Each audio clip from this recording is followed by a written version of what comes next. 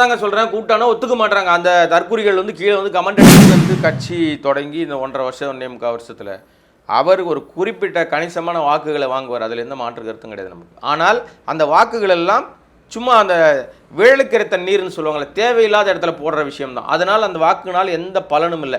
கிட்ட எப்படி தெரியுமா உங்களுக்கு, சீமான் கிட்ட இருக்கிற வாக்காளர்கள்லாம் ஒரு குறிப்பிட்ட நேரத்தில் அந்த விட்டில் பூச்சி மாதிரி அவர் பேசுகிற அந்த ஆவேசமான அந்த பேச்சு இருக்குல்ல, அதை பார்த்தவொன்னே எல்லாரும் அப்படியே அவர்கிட்ட பறந்து வந்து அவரோட உட்காந்துருவாங்க.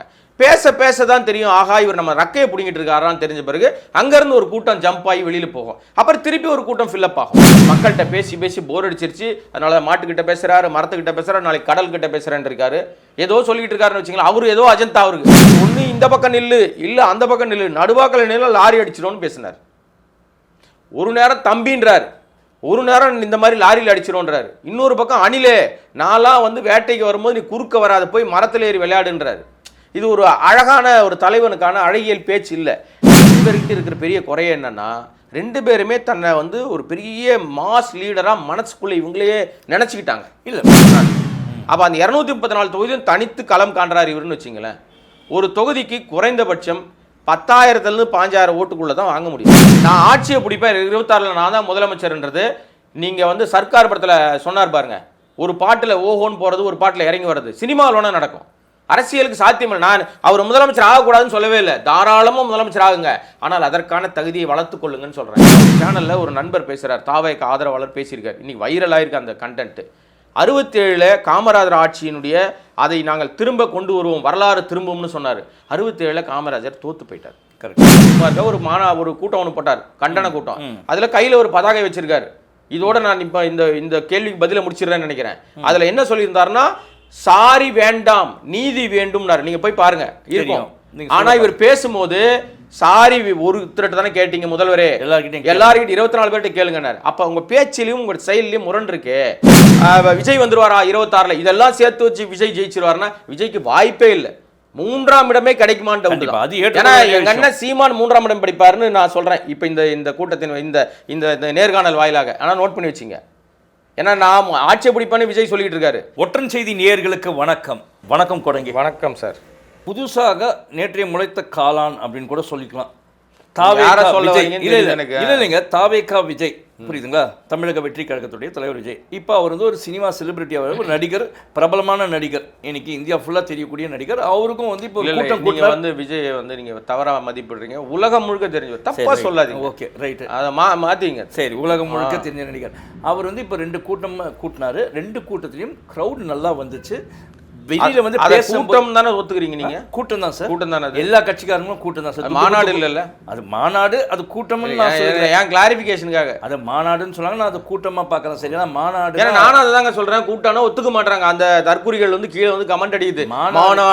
மாநாடுனா நமக்கு நிறைய தெரியும். அடையாளம் ஆரம்பிச்சு நைட் வரைக்கும், ஏன்னா காலையில ஆரம்பிக்கும், முதல் நாள் ஆரம்பிக்கும், 2 நாள் நடக்கும். கருத்தரங்கம் வைப்பாங்க, பட்டிமன்றம் வைப்பாங்க, கட்சியினுடைய தலைவர்கள் பத்தி பேசுவாங்க, அந்த வரலாறு பேசுவாங்க. இது எதுவுமே இல்லாம ஒரு அரை மணி நேரம் 30 நிமிஷம் பேசுறதுக்கு சார் கொஞ்சம் டைம் கொடுங்க சார். நீங்க விஜய் பத்தி இன்னும் பேசுவீங்க. நீங்க எனக்கு புரியுது உங்களோட ஆக்ரோஷம்லாம். நான் கேட்குற ஒரு மேட்ரு என்னன்னா, அவருக்கு அந்த ஓட்டு வந்து அஇஅதிமுக ஓட்டு அவருக்கு போகிறதுக்கான வாய்ப்புகள் இருக்குமா? ஏன்னா அதிருப்தியாக இருக்கக்கூடிய தொண்டர்கள், சரி இங்கே வந்து இவங்களுக்கு போனால் பாஜகவோட கூட்டணி இருந்தாங்கன்னா நமக்கு பிடிக்கல அப்படின்னு சொல்ல சில தொண்டர்கள் இருக்காங்க. அப்படி இருக்கவங்க ஒன்று திமுக போடணும், ஐயோ இல்லை நம்ம திமுக வந்து நம்ம நேரெதிரி, சரி விஜய்க்கு போடலாமே, தாவேகாக்கு போடுறதுக்கான வாய்ப்புகள் இருந்து விஜய்க்கு ஓட்டு பேங்க் இன்க்ரீஸ் ஆகிறதுக்கு வாய்ப்புகள் இருக்கு. இல்லை, விஜய் வந்து கட்சி தொடங்கி இந்த 1.5 வருஷம் 1.25 வருஷத்தில் அவர் ஒரு குறிப்பிட்ட கணிசமான வாக்குகளை வாங்குவார். அதில் எந்த மாற்று கருத்தும் கிடையாது நமக்கு. ஆனால் அந்த வாக்குகள் எல்லாம் சும்மா அந்த வேளுக்கிற நீர்னு சொல்லுவாங்கள்ல, தேவையில்லாத இடத்துல போடுற விஷயம்தான். அதனால் அந்த வாக்குனால் எந்த பலனும் இல்லை. இப்போ எங்கள் அண்ணன் சீமான் இருக்கார் இல்லையா, எங்கள் அண்ணன் சீமானை தெரியுமா உங்களுக்கு? 10 வருஷத்துக்கு மேலே தெரியும்ல, 10 வருஷத்துக்கு மேலே இங்கே வந்து தனியாக களம் காண்றார். எல்லாரோட கூட்டணியில அதனால உண்மையிலே பாராட்ட வேண்டிய ஒரு அதுதாங்க நான் சொன்னேன். அவர் பாராட்ட தாங்க வந்தேன் நான். அதுக்குள்ளே கட்டையை போடுறீங்களே நீங்கள். 10 வருஷமா சீட்டை தேய்ச்சிட்டு இருக்காருல, ஒரு குறிப்பிட்ட வாக்கு சதவீதத்தை வாங்கிட்டு ஏறிக்கிட்டே போறார் இல்லையா, அந்த அத்தனையும் பைசாக்கு பெறாதுங்க.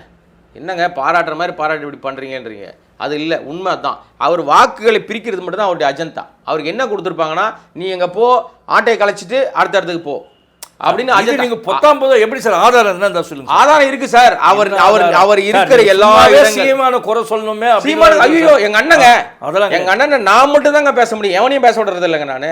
என்ன காரணம்னா அவருக்கு போடுற வாக்கு இருக்குல்ல, அந்த வாக்குலேயே பாதி வாக்கு இப்ப விஜய் பிடிங்கிட்டார். ஏன்னா அங்க இளைஞர்களுடைய வாக்குகள் தான் அதிகமா இருந்துச்சு. இப்போ சீமான் கிட்ட எப்படி தெரியுமா உங்களுக்கு, சீமான் கிட்ட இருக்கிற வாக்காளர்கள்லாம் ஒரு குறிப்பிட்ட நேரத்தில் அந்த விட்டில் பூச்சி மாதிரி அவர் பேசுகிற அந்த ஆவேசமான அந்த பேச்சு இருக்குல்ல, அதை பார்த்தவொன்னே எல்லாரும் அப்படியே அவர்கிட்ட பறந்து வந்து அவரோட உட்காந்துருவாங்க. பேச பேச தான் தெரியும், ஆகா இவர் நம்ம ரக்கையை பிடிங்கிட்டு இருக்காரான்னு தெரிஞ்ச பிறகு அங்கேருந்து ஒரு கூட்டம் ஜம்ப் ஆகி வெளியில் போகும், அப்புறம் திருப்பி ஒரு கூட்டம் ஃபில்லப் ஆகும். இது ரெகுலராக அவர்கிட்ட இருந்துகிட்டே இருக்குது. அதனால தான் அவர் வந்து அந்த வாக்குகளை கொஞ்சம் கொஞ்சம் இன்க்ரீஸ் பண்ணிட்டே இருக்காரு. கடந்த முறையோடு இந்த முறை அவருடைய வாக்கு சதவீதம் கணிசமாக குறைஞ்சிரும். ஏன்னா எப்படி வந்து அதிமுகவில் இப்போ 2ஆம் கட்ட தலைவர்கள்னு பிரிஞ்சு தனித்தனியாக நிற்கிற மாதிரி அங்கே நாம் தமிழர் கட்சியிலையும் பார்த்தீங்கன்னா கட்சியை ஆரம்பிக்கும் போது இருந்தவர்கள் பெரும்பாலும் இங்கே இல்லை. இப்போ எல்லாரும் வெளியே போயிட்டாங்க. இப்போ அவரோடு இருக்கிற ஆட்கள் வந்து பார்த்தீங்கன்னா ரொம்ப ரொம்ப சொற்ப ஆட்கள் தான் இருக்கிறாங்க, அடையாளம் தெரிந்தவர்கள். நிறைய எல்லா ஊர்லேயும் ஆள் வச்சிருக்காருன்னு வச்சிங்களேன், எல்லா ஊர்லேயும் ஆள் வச்சிருக்காரு, கூட்டத்தை கூட்டுறாரு, அவருக்கு ஒரு செல்வாக்கு, மக்கள்கிட்ட பேசி பேசி போர் அடிச்சிருச்சு, அதனால மாட்டுக்கிட்ட பேசுறாரு, மரத்துக்கிட்ட பேசுறாரு, நாளைக்கு கடல்கிட்ட பேசுறேன்னு இருக்காரு, ஏதோ சொல்லிட்டு இருக்காருன்னு வச்சிங்களேன். அவரு ஏதோ அஜந்தா, அவர் அஜந்தாக்குள்ள நான் வரல. அந்த வாக்குகளில் கொஞ்சம் குறிப்பிட்ட வாக்குகள் வந்து விஜய் பக்கமாக திரும்பிருச்சு ரொம்ப நாளுக்கு முன்னாடி. திரும்பினதுனால தான் நீ ஒன்று இந்த பக்கம் நில்லு, இல்லை அந்த பக்கம் நில்லு, நடுவாக்கில் நில்ல லாரி அடிச்சிடும்னு பேசினார். ஒரு நேரம் தம்பின்றார், ஒரு நேரம் இந்த மாதிரி லாரியில் அடிச்சிடும்ன்றார். இன்னொரு பக்கம் அணிலே நான்லாம் வந்து வேட்டைக்கு வரும்போது நீ குறுக்க வராது, போய் மரத்தில் ஏறி விளையாடுன்றார். இது ஒரு அழகான ஒரு தலைவனுக்கான அழகியல் பேச்சு இல்லை. கலோக்கியலாக பேசலாம், ஆனால் இங்கே களத்துக்குள்ளே என்ன பிரச்சனை இருக்குன்னு பார்க்கணும். 2 பேர்கிட்ட இருக்கிற பெரிய குறைய என்னன்னா, 2 பேருமே தன்னை வந்து ஒரு பெரிய மாஸ் லீடராக மனசுக்குள்ளே இவங்களையே நினச்சிக்கிட்டாங்க. இல்லை சீமான விடுங்க, நீங்கள் மாஸ் லீடரை ஏற்றுக்கலாம் இல்லை, பட் விஜயை பொறுத்த வரைக்கும் அவருக்கு வந்து ஒரு நடிகர்ன்றதுனால அவர் வந்து அவர் மாசுன்னு நினைக்கிறதுல தப்பு கிடையாது. நான் அவரை மாசு நினைச்ச தப்பு சொல்லவே இல்லை. ஏன்னா அவர் நடிகர் தான் ஒத்துக்கிறீங்கல்ல, மாஸ் ஹீரோ தான் ஒத்துக்கிறீங்கல்ல, அவர் அதிலெல்லாம் கரெக்ட் தான். ஆக மொத்தம் 3 லட்சம் பேர் அந்த கூட்டத்துக்கு வந்தவர்கள். இன்னும் கூட கூடுதலாக 1 லட்சம் பேர் வச்சுங்க, 4 லட்சம் பேர் அந்த இடத்துக்கு வந்தவங்கன்னு வச்சுங்க, 4 லட்சம் பேர், 4 லட்சம் பேர். இதெல்லாம் மக்கள் வந்து ஃபுல்லாக எங்கே பார்த்தாலும் அங்கே பார்க்குறாங்க, இங்கே பார்க்குறாங்க, டிவியில் பார்க்குறாங்க, அதெல்லாம் பார்க்குறாங்கன்னா கூட தமிழ்நாடு முழுக்க இன்னும் கூடுதலாக வந்து ஒரு 5 லட்சம் பேர், 10 லட்சம் மக்கள் அவரை அன்னைக்கு கொண்டாடினாங்கன்னு வச்சுங்களேன். 234 தொகுதி இருக்குது மொத்தம் தமிழ்நாட்டில். அப்போ அந்த 234 தொகுதியும் தனித்து களம் காண்றாரு இவருன்னு வச்சுங்களேன். ஒரு தொகுதிக்கு குறைந்தபட்சம் 10,000 15,000 ஓட்டுக்குள்ளே தான் வாங்க முடியும். இன்னைக்கு அவருடைய அந்த இப்போ வந்த கூட்டம் பார்த்தவங்க, வேடிக்கை பார்த்தவங்கலாம் 15,000 வாக்குகளை வாங்குறாருன்னு வச்சுங்களேன். இது வெற்றிக்கு வழிவகுக்குமா, என்ன நடக்கும்? இதில் ஒரே ஒரு சின்ன திருத்தம் நான் சொல்கிறேன் சார். அவருக்கு பெர்மிஷன் கொடுக்கப்பட்டது இன்னைக்குன்னு பார்த்தீங்கன்னா ஒரு வீக் டேல கொடுக்குறாங்க. அரசாங்கம் ததி பண்ணுது எதெல்லாம் சொல்லுங்க, நான் கேட்ட கேள்விக்கு பதில் சொல்லுங்க. நான் தான் அதுக்கான எக்ஸ்பிளனேஷன் கொடுக்குறேன். விஜய்க்கு கொடுக்கப்பட்ட அன்னைக்கு அந்த மாநாடுன்னு சொல்லிக்கக்கூடிய அந்த கூட்டத்துக்கு பொதுக்கூட்டம் மட்டும் இருந்துச்சு. அந்த கூட்டத்துக்கு வந்து பெர்மிஷன் கொடுத்தது ஒரு வீக் டேல கொடுத்தாங்க. அதுவும் அவர் நடத்திய கூட்டம் வந்து மாலை 6 மணிக்கு மேலே இருந்திருந்தா கூட பரவாயில்ல, 6 மணிக்குள்ளே இவர் முடிச்சுட்டு அவருக்கு கை ஊத்துறோம்னு சொல்லி நீங்களே நமக்கு என்ன தெரியும், 6 மணிக்குள்ள ஓடி போயிடுறாருங்க, நான் என்ன பண்ண முடியாது. அதனால அந்த 6 மணிக்குள்ளே முடிச்சிட்டதுனால அங்கே அந்த கூட்டத்துக்கு வரக்கூடிய ஜனங்கள் பலர் வந்து வேலைக்கு போகிறவங்களா இருப்பாங்க, அவங்களால அந்த நேரத்துக்கு வர முடியாமல் இருக்கும். நான் அதை சொல்லவே இல்லை. நான் சார் 15,000 பேர் நீங்க எப்படி இல்ல இல்ல நான் அந்த கூட்டத்தையே சொல்லுங்க, கூட்டத்துக்கு வராதவங்க கூட ஓட்டு போடலாம். அதான் சொல்றேன், நீ கூட்டம் 4 லட்சம், அது தாண்டி இன்னும் 6 லட்சம் கூட வச்சுங்க, 10 லட்சம் பேர் அங்க பார்த்தாங்க. அதாவது டிவியில பார்த்தவங்க கூட 10 லட்சம் பேர்னு கூட 234 தொகுதி டிவைடட் பை 10 lakhsன்னு போட்டா கூட உங்களுக்கு எவ்வளவு வாக்கு வரும்? நான் இதை எதுக்கு இந்த ஒப்பீடு வைக்கிறேன் அப்படின்னா, ஒரு தொகுதியில் நீங்கள் வெற்றி பெறணும்னா குறைந்தபட்சம் ஒரு 1 லட்சம் வாக்குகளையாவது 80,000 90,000 வாக்குகளை யார் வாங்குகிறார்கள், 1/3 ஆஃப் வாக்கு யார் வாங்குறாங்களோ வந்து ஜெயிக்க முடியும். இன்னைக்கு ஒரு தொகுதியில் 2 லட்சம் பேர் இருப்பான், 2.5 லட்சம் பேர் இருப்பான், குறைந்தபட்சம் 1.5 லட்சம் பேர் தான் இருப்பான். அப்போ அங்கே நீங்கள் 70,000 வாக்குகளை மேலே வாங்கினா தான் நீங்கள் ஜெயிக்க முடியும். அந்த அடிப்படையில் நீங்கள் வெறும் 10,000 5,000 வாக்குகளை வச்சு நான் ஆட்சியை பிடிப்பேன் 26ல் நான் தான் முதலமைச்சர்ன்றது, நீங்கள் வந்து சர்க்கார் படத்தில் சொன்னார் பாருங்க, ஒரு பாட்டில் ஓஹோன்னு போகிறது, ஒரு பாட்டில் இறங்கி வர்றது சினிமாவில் ஒன்றா நடக்கும். அரசியலுக்கு சாத்தியம் இல்லை. நான் அவர் முதலமைச்சர் ஆகக்கூடாதுன்னு சொல்லவே இல்லை, தாராளமாக முதலமைச்சர் ஆகுங்க, ஆனால் அதற்கான தகுதியை வளர்த்துக் கொள்ளுங்கன்னு சொல்கிறேன். அந்த வளர்த்துக்கணும்னா என்ன பண்ணோம், அரசியல் கத்துங்கன்னு சொல்கிறேன். கூட வச்சுக்கிற பூரா தற்கொலை கூட்டம் என்னன்னா, அதே மேடையில் ஆதவ அர்ஜுன் சொல்கிறாரு இனிமேல் தளபதி இல்லை, இனிமேல் செயல் தலைவர் என்னமோ ஒன்று சொன்னார், திருப்பி அடுத்த இது பேச வராரு, புஷி ஆனந்த். அவர் சொன்னதை வந்து இனிமே நாம தளபதி தலைமையில் ஒன்றிணைவோன்றார். அப்ப தளபதி பட்டமே வேணான்னு ஒருத்தர் சொன்னார். அப்ப உங்களுக்குள்ள சரியான புரிதல் இல்லாம ஏதாவது ஒரு விஷயத்த பேசி ஒட்டுமொத்தமா அது இப்ப எங்க எல்லாரும் செய்யற ஒரு மிகப்பெரிய தப்பு என்னன்னா, ஆளும் கட்சி எனக்கு டைம் தரல, ஆளும் கட்சி இப்ப கூட பாருங்களேன். இப்போ நீங்கள் இன்னொரு காமெடி சொல்லிட்டுங்களா, ஒரு சேனலில் ஒரு நண்பர் பேசுகிறார், தாவேக்கு ஆதரவாளர் பேசியிருக்கார், இன்னைக்கு வைரல் ஆயிருக்கு அந்த கண்டென்ட். 67 காமராஜர் ஆட்சியினுடைய அதை நாங்கள் திரும்ப கொண்டு வருவோம், வரலாறு திரும்பும்னு சொன்னார். 67 காமராஜர் தோத்து போயிட்டார். கரெக்ட். இதை அவங்க புரிய வைக்க ட்ரை பண்றாங்க. அப்ப பேசுகிற நபர்களுக்காவது அடிப்படை அரசியல் புரிதலோடு பேசுவதற்கு சொல்லி கொடுத்து அனுப்பிச்சா பரவாயில்ல. பயிற்சி பற்றே கிடையாதுங்க அங்க, அதுதான் மெயின். அது ஒரு பெரியது. எனக்கு தெரிஞ்ச நண்பர் இருக்கவங்க எல்லாருமே வேஸ்ட். எனக்கு தெரிஞ்ச நண்பர் ஒருத்தர், அவர் பேர் வந்து சீனியர் மோஸ்ட் ஜேர்னலிஸ்ட் ஐயநாதன் ஒருத்தர். அவர் நிறைய நான் அதிகமாக முன்னாடி அவர் வந்து தன்னை அடையாளப்படுத்திக்கிறதுக்கு முன்னாடியே நான் ஒரு டிவி ஆதரவாளர், நான் டிவி டிபேட்ல சொன்ன அண்ணன் வந்து தாவேக்காக விஜய்க்கு ஆதரவாக பேசுகிறாரு, தாவேக்கா கண்டென்ட்டே அண்ணன் தான் கொடுக்குறாருன்னு ஒரு சேனலில் விவாதத்தில் பேசும்போது கொந்தளிச்சார், கோவப்பட்டார். அதெல்லாம் ஒன்றும் இல்லை, நீங்கள் எப்படி சொல்லுவீங்கன்னு என்கிட்ட ஆத்திரப்பட்டார். சொல்ல 15வது நாள்லேயே பயிலரங்கம் நடத்தினாங்க தாவேக்கா. அங்கே போய் அந்த தொண்டர்களுக்கு பயிற்சி கொடுத்தார், ரசிகர்களுக்கு.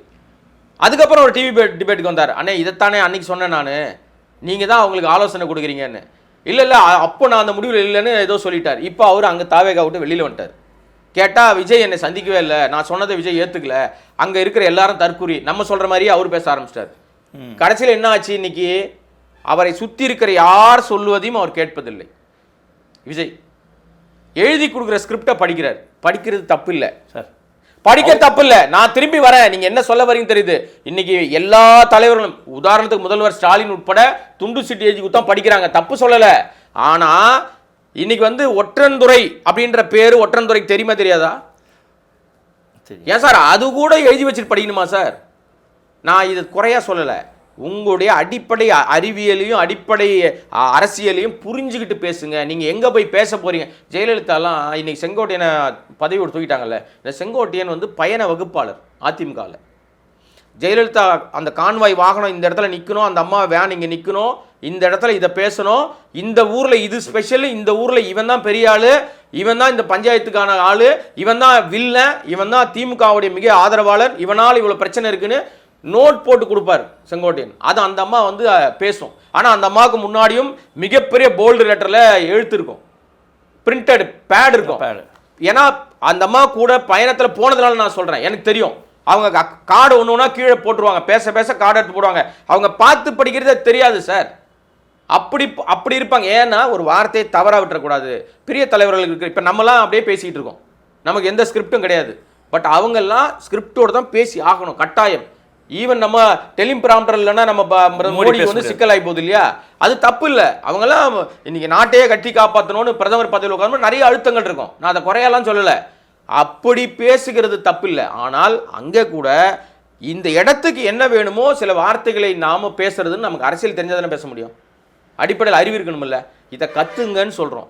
கையில் ஒரு பதாகை வச்சுட்டு 3 மணி நேரம் பர்மிஷன் வாங்கி ஒரு போராட்டம் நடத்தினார் சென்னையில். அஜித்குமார் காவல்துறையால் கடுமையாக அடித்து கொல்லப்பட்ட அஜித்குமாருக்கு ஒரு கூட்டம் ஒன்று போட்டார், கண்டன கூட்டம். அதில் கையில் ஒரு பதாகை வச்சிருக்காரு. இதோட நான் இப்போ இந்த கேள்விக்கு பதிலை முடிச்சிடுறேன்னு நினைக்கிறேன். அதில் என்ன சொல்லியிருந்தாருன்னா, சாரி வேண்டாம் நீதி வேண்டும்னாரு. நீங்க போய் பாருங்க இருக்கும். ஆனா இவர் பேசும்போது சாரி ஒருத்தர்கிட்ட தானே கேட்டீங்க முதல்வரே, எல்லார்கிட்டையும் 24 பேர்கிட்ட கேளுங்கன்னாரு. அப்ப உங்க பேச்சிலையும் உங்க செயலிலையும் முரண் இருக்கு, இதை திருத்திங்கன்னு சொன்னா அந்த தற்குறிகள் கீழே வந்து ஒரே அமக்கலம் பண்ணுது. இதுக்கு என்ன பண்ணுவீங்க நீங்க சார்? பேச்சு ஒன்றா இருக்கலாம், செயல்பாடு வேறையாக கூட இருக்கலாம் சார். நீங்கள் அதை வந்து அவர் குறை சொல்ல, நீங்கள் எப்பயுமே விஜய் குறை சொல்லணுமே நீங்கள் சொல்கிறீங்க, போங்க அதெல்லாம் நான் ஏற்றுக்க மாட்டேன். போங்க, நீங்கள் ஏற்றுக்கலனாலும் மக்கள், நான் சொல்லலைங்க, நான் வந்து அவர்களுக்கு உணர்த்துறேன். இப்போ எனக்கு என்ன இருக்குது அதனால 2026 விஜய்க்கு எப்படி இருக்கிறோம், ஏடிஎம்கே எந்த லெவலில் இருக்கும், திமுக எப்படி இருக்கும்னு சொல்லிட்டு சார் சிம்பிளாக ஒரே ஒரு